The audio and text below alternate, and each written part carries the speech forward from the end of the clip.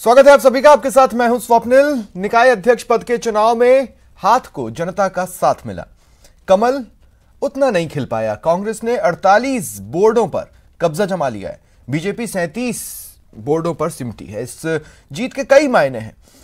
क्या शहरी क्षेत्रों में कांग्रेस का जादू चल गया है? क्योंकि काफी लंबे वक्त तक कांग्रेस को गांव देहात की पार्टी कहा जाता था और शहरों की पार्टी बीजेपी को कहा जाता था। तो ऐसे में सवाल यह है कि क्या बीजेपी का परंपरागत वोट बीजेपी उसे एकजुट नहीं रख पाई? क्या मंत्री शांति धारीवाल का परिसीमन का फॉर्मूला चल गया है? ये तमाम सवाल हैं जिनके जवाब हम इस डिबेट में खोजेंगे।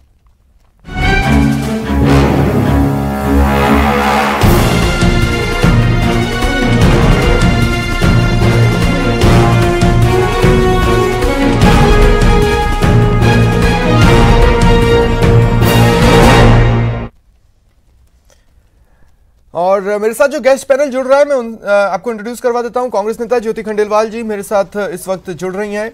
मनीष पारीक जी बीजेपी नेता हैं, मेरे साथ जुड़ रहे हैं। और श्याम सुंदर शर्मा जी वरिष्ठ पत्रकार हैं। आप सभी का स्वागत है न्यूज़ 18 राजस्थान पर। ज्योति जी, आपसे शुरुआत करना चाहता हूं और सबसे पहले तो बधाइयां, जिस तरह का परफॉर्मेंस रहा है उससे कांग्रेस एक्साइटेड होगी। लेकिन सवाल मेरा आपसे यह है कि निकाय के ये नतीजे, इसको दो तरीके से मैं देख रहा हूं, एक सरकार के लिए और एक कांग्रेस के लिए। तो सरकार के लिए तो ये नतीजे अच्छे हैं, लेकिन कांग्रेस के लिए उतने अच्छे नजर नहीं आ रहे। नहीं स्वप्न, सबसे पहले तो धन्यवाद आपको। निश्चित रूप से जनता का हमको शहरी निकाय नगर निकायों में बहुत अच्छा समर्थन और साथ मिला है। और हम अगर ओवरऑल देखते हैं तो 195 जो शहरी नगर निकाय हैं उनमें से 135 के आसपास, 125 से ज़्यादा नगर निकायों में कांग्रेस ने जो है अपने बोर्ड बनाए हैं। और बीजेपी जो अपने आप को मजबूत मानती थी, इसमें वो सिर्फ 65 बोर्डों पर सिमट करके रह गई है। तो उससे साफ तौर पर जाहिर होता है कि कांग्रेस ने जिस तरीके से, देखिए जहां तक आप सरकार और कांग्रेस की बात करते हैं तो इस समय राजस्थान में कांग्रेस की सरकार है। और आप चाहे कांग्रेस की बात करें चाहे सरकार की बात करें, ये दोनों के लिए ही मैं यूं कहूंगी एक खुशी की बात भी है। एक रणनीति के तहत भी हमने जो है पूरे तरीके से काम किया है। और साथ ही साथ जिस तरीके से कोरोना के समय में भी के तौर पर प्रेजेंट कर सकते हैं। लेकिन जब मैं कांग्रेस की बात करता हूं तो दिक्कत ये हो गई है कि इन नतीजों में ना ये नेताओं की जीत नजर आ रही है, लेकिन कार्यकर्ताओं की जीत उतनी नजर नहीं आ रही है। देखिए, ये मैं स्वप्निल इस बात से तो मैं आप मुझे नहीं पता किस तरीके से कहना चाह रहे हैं, लेकिन कोई भी पार्टी जब चुनाव जीतती है तो अपने कार्यकर्ताओं के दम पर ही चुनाव जीतती है। कार्यकर्ता जब पूरी तरीके से मेहनत करता है तभी कोई भी पार्टी अपने चुनाव में जीत करके आगे आ पाती है। बिना कार्यकर्ताओं के विधायक या जो विधायक पद पर खड़े हुए थे उन लोगों के ऊपर छोड़ी थी ना। देखिए, विधायकों की ताकत भी कार्यकर्ताओं से ही है। और अगर विधायक के ऊपर छोड़ने का मतलब यह है कि सरकार में कार्यकर्ताओं का विश्वास है, विधायक के रूप में उनके कार्य करने की जो उनकी प्रणाली रही है या जो इस तरह उन्होंने काम किया उसमें कार्यकर्ताओं का विश्वास है। तो जो विधायक जो बन रहा है वो भी कार्यकर्ताओं के दम पे बन रहा है। और अगर कार्यकर्ता पे छोड़ करके अगर सब कुछ किया जाता है और कार्यकर्ता उसमें अपना विश्वास जता रहे तो सीधे तौर पर जाहिर होता है कि आगे आता हूं मैं आपके पास। दरअसल मैं अपने जो मेरा पहला सवाल जो मैंने ज्योति जी से पूछा, मैं उसको उसके और डायमेंशंस सर्च करने की कोशिश करना चाहता हूं, क्योंकि हो सकता है मेरा सवाल सिरे से गलत हो, लेकिन बेमानी नहीं है। श्याम सुंदर शर्मा जी, देखिए मैं फिर कह रहा हूं, सरकार के लिए ये नतीजे अच्छे हो सकते हैं क्योंकि नतीजे तात्कालिक हैं, लेकिन पार्टी के लिए ये नतीजे अगर सिर्फ तात्कालिक सेंस में लेना है तो पुराना फॉर्मूला काम कर गया, लेकिन इसमें फ्यूचर पार्टी का नजर नहीं आता।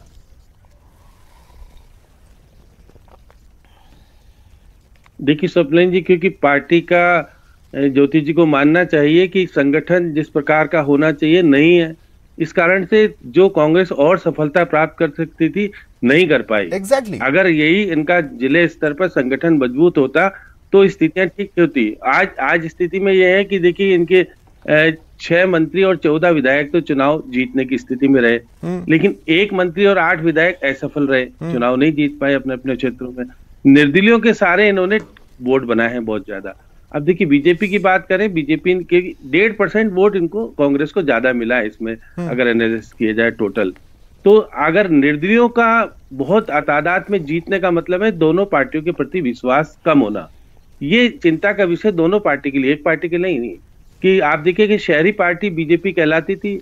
मनीष जी, पहले आप 60 जीत पाए थे, अब आप 37 जीत पाए हो, तो इसका मतलब है कि आपका जनाधार घटा है। पहले जिस तरह से अब सरकार में थे तो आप 60 जीते थे, कांग्रेस भी आज 47 जीत पाई है, जबकि वो कह रहे थे हम 50 जीत जाएंगे, पूरे 50 जीतेंगे, या इनको भी 60 जीत के आने चाहिए थे। लेकिन निर्दलीयों के माध्यम से, ये बैसाखियों के माध्यम से जीत तो पाए हैं। यही कारण है कि आज उपाध्यक्ष पद पर इन्होंने सिंबल नहीं बांटा।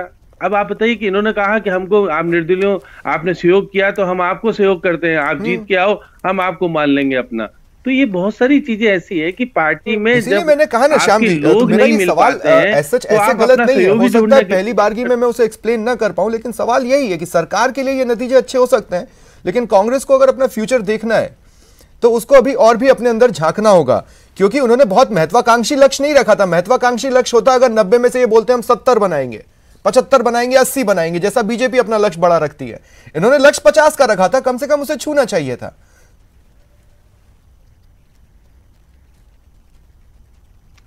अब क्योंकि वही है, तालमेल की कमी रही, संगठन में नए नए पदाधिकारी बने थे इनके, वो आधे पदाधिकारी सफल हो पाए, आधे पदाधिकारी सफल नहीं हो पाए।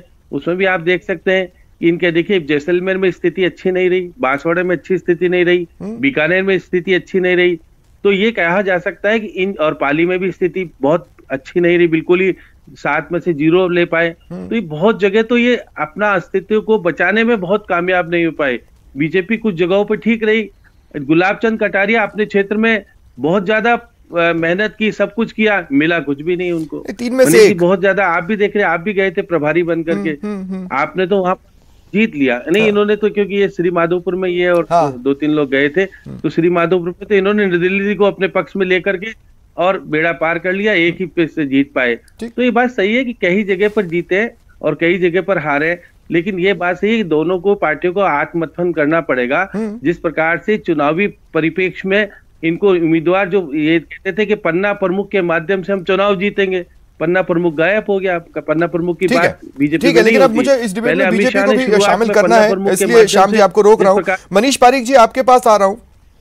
मनीष पारीक जी, देखिए ठीक है, आप हमेशा की परंपराएं और जिसकी सरकार रहती है उसको बेनिफिट और परिसीमन की आप बात कर सकते हैं, सारी चीजें एक तरफ, लेकिन आपने उन बोर्डों को भी गंवाया है जहां 20 साल, 30 साल, 38 साल से आप ही थे। कुछ तो गड़बड़ हो रही है। नहीं स्वप्निल, बात तो ये तीनों बातें आपने ही कही है।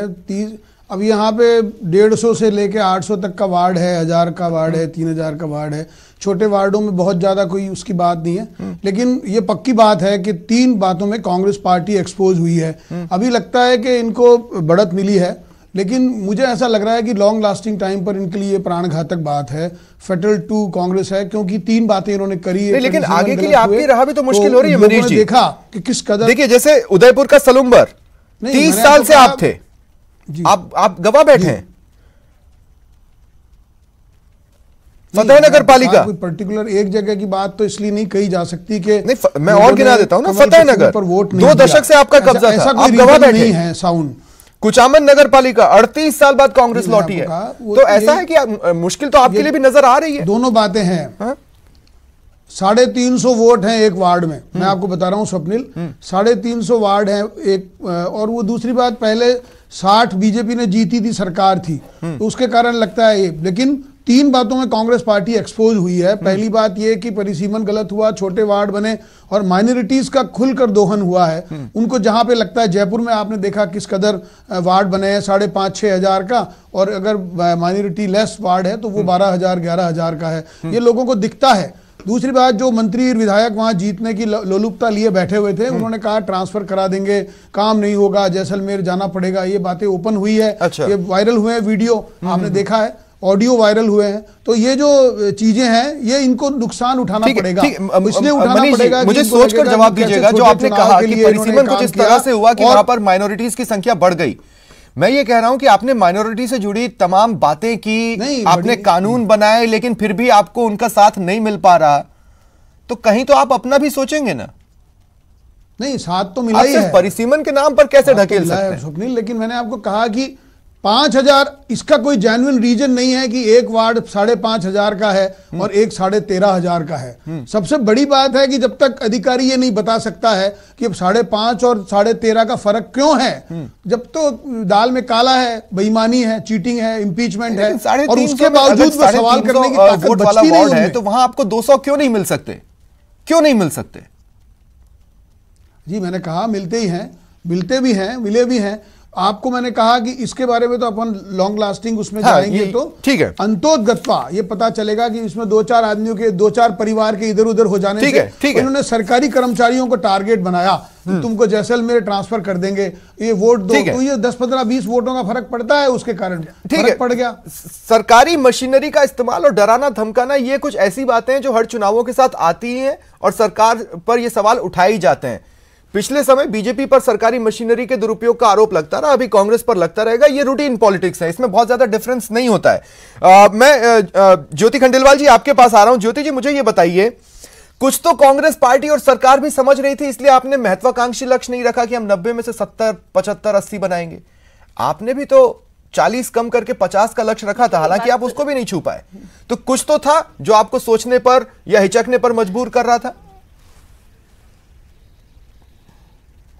स्वप्निल, देखिए, जहां तक शहरी निकायों की बात करते हैं, इस बात को तो हमने स्वीकार किया ही है कि आपने जैसा खुद ने अभी कई नगर पालिकाओं के बारे में, नगर निगमों के बारे में बताया कि लंबे समय से बीजेपी जो है वहां पर वो अपना बोर्ड बनाती आई है, बार बार रिपीटेडली भी बीजेपी ने अपने बोर्ड्स बनाए हैं। तो निश्चित रूप से हमारे लिए एक बहुत बड़ा चैलेंज था कि हम शहरी निकायों में भी एक अच्छे प्रदर्शन की उम्मीद रखें, एक अच्छे प्रदर्शन को करें। और सबसे बड़ी बात है कि इस बार जो आपको जो फर्क जो नजर आ रहा है वो यही फर्क नजर आ रहा है। बीजेपी को ये जो है, ये सिर्फ बौखलाहट और बहानाबाजी जो है वो दिखाई देती है, खुद भी वो बहुत कॉन्फिडेंट इन सब चीजों के मामले में नहीं दिखाई देते। मुझे नहीं समझ आता कि अगर माइनॉरिटी के वार्ड है तो वो आपको वोट क्यों नहीं देना चाहते? ये सवाल मैंने पूछा, लेकिन ज्योति जी अब मैं आपसे भी एक सवाल पूछना चाहता हूं। मुझे ये बताइए कि पूर्व में जब कुछ ऐसे चुनाव रहे हैं, निकाय चुनाव रहे या पंचायत चुनाव रहे, तब सीएम ने एक ट्वीट कर ये टोटल वोट प्रतिशत की बात की थी और टोटल वोट प्रतिशत में हम कैसे बेहतर हैं ये समझाने की कोशिश की थी।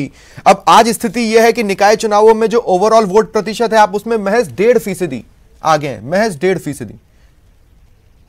तो ऐसा नहीं है कि आपको टक्कर नहीं मिल रही है। नहीं, अगर शहरी बड़ी संख्या में लोग बीजेपी के साथ भी जा रहे हैं। नहीं, स्वप्निल, टक्कर तो हमने दी है।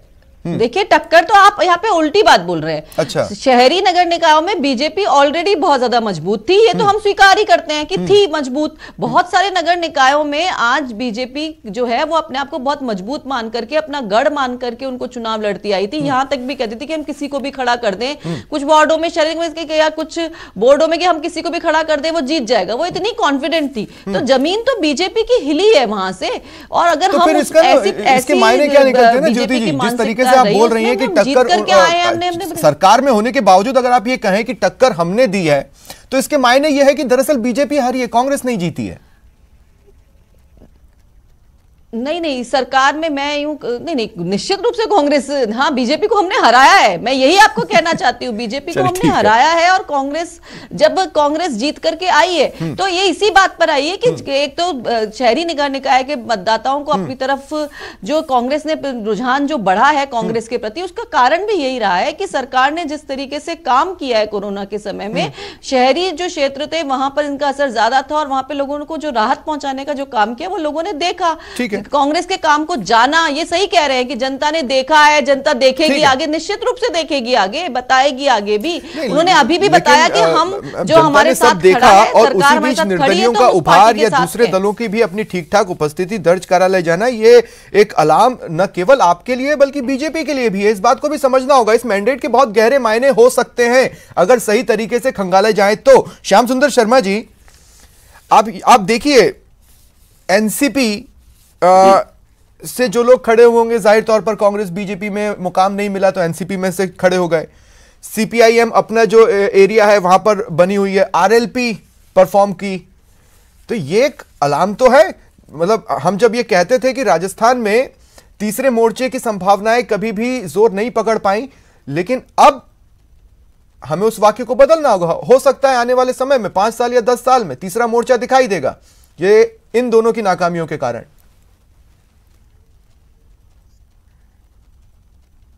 देखिए स्वप्निल जी, ये बात सही है कि पहली बार आरएलपी चुनाव लड़ी, इस बार एक तो बोर्ड बना लिया उन्होंने, आरएलपी ने भी बनाया।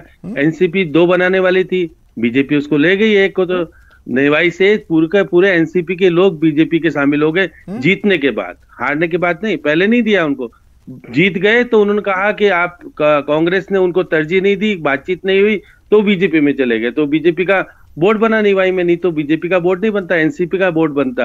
अब नोखा में बना है एनसीपी का, और कुछ जगह माकपा भी जीती है थोड़ी बहुत। तो ये बात सही है कि पहले नगर निगम में इनका वजूद नहीं होता था, निर्दलीय ज्यादा जीतते थे, लेकिन अगर तीसरे मोर्चे के लोग जीत के आ रहे हैं तो विश्वास थोड़ा बहुत है।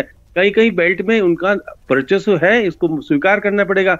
अब कांग्रेस ने तो हाइब्रिड सिस्टम भी अपनाया, और हाइब्रिड सिस्टम के माध्यम से उन्होंने जीता, कुचामन का चुनाव जीता, जो कि इनके उपसचितक हैं वो तो अब, क्योंकि आपके सरकार को अधिकार होता है, वो चुनाव भी नहीं लड़ेंगे, वो केवल सहवरण के माध्यम से पार्षद बन जाएंगे। तो ये चुनाव में बहुत सारी चीजें देखने को मिली। अब श्री माधोपुर में तो हाइब्रिड सिस्टम से माकपा चुनाव एक लड़ी, इसलिए वो कांग्रेस हार गई, वहां पे एक ही वोट से हारी, इसलिए अगर माकपा हाइब्रिड सिस्टम नहीं लाती है तो एक वोट उसको नहीं मिलता। तो ये बहुत सारी जगह ऐसी है कि चीजें ऐसी है कि चुनाव में अलग अलग तरीके अपनाने से अलग अलग तो फायदा होता है। पहले बीजेपी ने हाइब्रिड सिस्टम अपनाया था, वहां जीते थे। अब कांग्रेस एक जगह अपनाई और वो जीती, और जीतने के बाद ऐसा कैंडिडेट जीता जो पार्षद नहीं था, अब वो सवरण के माध्यम से बन जाएगा पार्षद। तो ये बात सही है कि सिस्टम को अपने तरीके से अपने फायदे के लिए करते हैं। और परिसीमन की बार बार बात होती है कि परिसीमन किया गया, तो परिसीमन तो वसुंधरा जी के टाइम में भी हुआ था, और ये भी अपने अपने तरीके से करते हैं। लेकिन बीजेपी तो कोर्ट में गई थी, बीजेपी को कोर्ट में नहीं मिली जीत, और उनको खारिज कर दिया गया। तो ये सारी बातें हो सकती है कि कुछ हो, लेकिन चुनाव तो होता है। चुनाव के वक्त में तो जयपुर में पहली बार बीजेपी ने 15 मुस्लिम खड़े किए थे, जीत नहीं पाए, वो अलग बात है। विश्वास आप प्रति किस तरह से रखते हो, सारी बात है। लेकिन चुनाव जो हुआ है, मुझे एक गंभीर सवाल की ओर ले जा रहा है। मनीष पारीक जी, मैं आपके पास आ रहा हूँ। मनीष जी, देखिए अब देखिए कितने कितने टुकड़ों में चुनाव हुए। 2010 की शुरुआत में भी हुए, अंत आते आते भी हुए, और एक बार फिर ये निकाय चुनाव 90 इसमें जो हुए हैं। पिछले चुनावों की मैं बात करूं तो बहुत गर्व के साथ बीजेपी ये कहती नजर आती थी कि आप देखिए उनके चिकित्सा मंत्री के इलाके में क्या हुआ, आप देखिए उनके पीसीसी चीफ के इलाके में क्या हुआ। मैं आपसे पूछता हूं, गुलाब चंद कटारिया जी के, ओम बिरला जी के, अर्जुन राम मेघवाल जी के, दिया कुमारी जी के इलाके में क्या हुआ? आप दिग्गजों का परफॉर्मेंस खंगालते थे, अब अपने दिग्गजों का हिसाब दें। कहा, ये तो दोनों जगह जीते ही हैं। उदयपुर में और बीकानेर में नगर निगम बीजेपी का है। मैं ये कहना चाहता हूं, 3 में से एक कोई छोटा मोटा इलाका होगा अलग बात है। मैंने आपको कहा नहीं, जो छोटे वोट का है स्वप्निल, बात यह है कि 400 वोट का वार्ड होता है। परफॉर्मेंस तो मैं इसी से देखूंगा ना कि कितने बोर्ड बने। तो अर्जुन राम मेघवाल जी के इलाके में 3 में से 1 निकाय, दिया कुमारी जी के इलाके में 3 में से 1 निकाय, ओम बिरला जी के इलाके में 5 निकायों में से 1 भी नहीं, गुलाब चंद कटारिया जी के 3 में से 1, वो भी जोड़ तोड़कर नहीं। छोटा चुनाव में वैसे भी मैं आपको कहूं, वहां पे जो आदमी को देख के वोट होते हैं 2-3 लोगों के कारण बदल जाते हैं। और मैंने आपको कहा, बहुत शिद्दत के साथ में विधायकों ने कांग्रेस पार्टी के धमकी बनाने का काम हुआ कि तुम्हारे सरकारी कर्मचारियों को टारगेट बनाया, तो उसके कारण से 50-50, 30-30 वोट शिफ्ट हुए हैं, उससे फर्क पड़ा है। इसकी शिकायतें भी हुई है, आपने देखा, वायरल भी हुए हैं वीडियो ऑडियो। तो ये तो स्पष्ट ही हुआ है, और इसके कारण फर्क पड़ सकता था, उन्होंने डाल लिया। लेकिन मैं आपको अभी भी कह रहा हूं, अंतोतगत्वा स्वप्निल, कांग्रेस को नुकसान होने वाला है इन एक्सपोजर्स के कारण, जो इनको माइनस हुआ है। आज लगता है ये निकाय जीते हैं 2-4, लेकिन भाजपा को इतना कोई फर्क नहीं पड़ा। जब सत्ता में भारतीय जनता पार्टी थी सरकार में, तो 60 हमारे जीते थे। फर्क तो पड़ता है, 50 नहीं हुए। चुनावों के नतीजे आने के बाद अगर केंद्रीय मंत्री प्रेस हमारे बुला लें तो छोटे चुनावों के नतीजों से भी ज्यादातर पड़ता है। ऐसा नहीं कि फर्क नहीं पड़ता है। मनीष पारीक जी, अगर यही नतीजे कुछ और होते तो हो सकता है मुझे आपके किसी केंद्रीय चेहरे की प्रेस वार्ता दोपहर तक दिख जाती। आधारित काम इन्होंने किया है। पूरे सीकर जिले में कांग्रेस पार्टी को कितनी बहुमत मिली है आप बताइए। जहां 2-3 जगह पे निर्दलीय डोमिनेंस पे थे, वो सब कांग्रेस की गोद में बैठे। ये बात अलग है। मैंने आपको इसलिए कहा कि वो सत्ता के कारण उनको लेकर आए, और उसमें उनका रोल रहा। ये संख्या दिखाने के लिए हो सकता है, लेकिन उनकी जो छवि है उसका प्रतिकूल प्रभाव उनको विधानसभा के चुनाव में देखने को मिलेगा कि किस तरह से इन्होंने लोगों को जनमत को, उसी सवाल पर ले आया ना। देखिए, मैंने यही कहा कि ये तात्कालिक जो नतीजे हैं, इस पर तात्कालिक जश्न मनाया जा सकता है, सरकार के लिए खुशी की बात हो सकती है, लेकिन कांग्रेस को भी बहुत ज्यादा सोचना है अपने फ्यूचर को लेकर। और ज्योति खंडेलवाल जी इस सवाल को नकार गई, लेकिन देखिए घूम फिरकर पूरी डिबेट उसी सवाल पर दोबारा आ रही है। कांग्रेस को भी काफी कुछ सोचना है। सरकार को हो सकता है मैंडेट, क्योंकि चुनाव चाहे जितने छोटे हो उस समय पब्लिक के मूड को तो बताते हैं, लेकिन मूड बटा हुआ है। यह बात कांग्रेस को समझना होगी ज्योति जी। देखिए स्वप्निल, मैं ये कहना चाहूंगी कि पहली बात तो अच्छी बात है मनीष जी जैसी बात बोल रहे हैं कि ये तो अंतोदगत्वा तो ये कांग्रेस के पक्ष के रिजल्ट्स ही नहीं होंगे। आप इसी गलतफहमी में रहिए। कांग्रेस निश्चित रूप से जहां पर अगर कहीं पर हमें नुकसान भी हुआ है या हमको कहीं हमारी कमजोरी भी दिखी है, हम निश्चित रूप से उसका आकलन भी कर रहे हैं। और जहां तक तीसरे मोर्चे की आपने जो बात उठाई, मैं तो उसे सिरे से खारिज करती, मुझे नहीं संभावना राजस्थान में लगती है आगे आगामी 10, 15, 20 सालों में तो कि कोई तीसरे मोर्चे के रूप में यहाँ पर कोई स्थापित हो सकते हैं। यहाँ पे हमेशा से कांग्रेस और बीजेपी दो पार्टियां रही हैं जिन्होंने जनता के लिए यूं कहे कि काम किए हैं और उसकी संभावना है। और जहां तक आप बार बार ये कह रहे हैं कि निर्दलीयों के साथ, तो देखिए निर्दलीय वही कांग्रेस की तरफ आए जो कांग्रेस के मंशा के साथ जुड़े हुए थे, कांग्रेस की नीतियों के साथ। कमेंट बस लेना चाहता हूं श्याम जी, अगर एक क्लोजिंग कमेंट दे दे, मेरे पास 10-15 सेकंड है। और ये छोटे चुनाव, ठीक है स्वप्निल जी, पहली बात तो बीजेपी के 12 विधायक तो चुनाव हारे, 15 विधायक चुनाव जीते हैं। ये तो एनालिसिस कहता है। वसुंधरा जी भी अपने क्षेत्र में 3 ही जीता पाई। ये बात सही है कि अगर तालमेल होता है, वसुंधरा जी और इनके आपस में तालमेल की कमी है। इधर भी सचिन पायलट और अशोक गहलोत के बीच में तालमेल की कमी, दोनों तालमेल सही ढंग से बिठा लें तो निश्चित रूप से पार्टी दोनों मजबूत कर सकते हैं, लेकिन हो नहीं पा रहा। संभव नहीं होगा तो आने वाले समय में दोनों। देखिए मेरे पास समय की बाध्यता है, इसलिए मैं डिबेट आगे मुझे यहाँ पर रोकनी होगी, लेकिन एक सवाल मेरा रह गया। मैं बीजेपी से जरूर पूछना चाहता था कि क्या कारण रहा कि भाजपा के सांसद की पत्नी भी चुनाव हार गई। इसको सिर्फ परिसीमन से जोड़कर तो नहीं देखा जा सकता, लेकिन मैं ये रिएक्शन नहीं ले पाऊंगा। फिर कभी। बहुत बहुत शुक्रिया आप तीनों का मेरे साथ जुड़ने के लिए और इस चर्चा में शामिल होने के लिए। फिलहाल इतना ही, नमस्कार।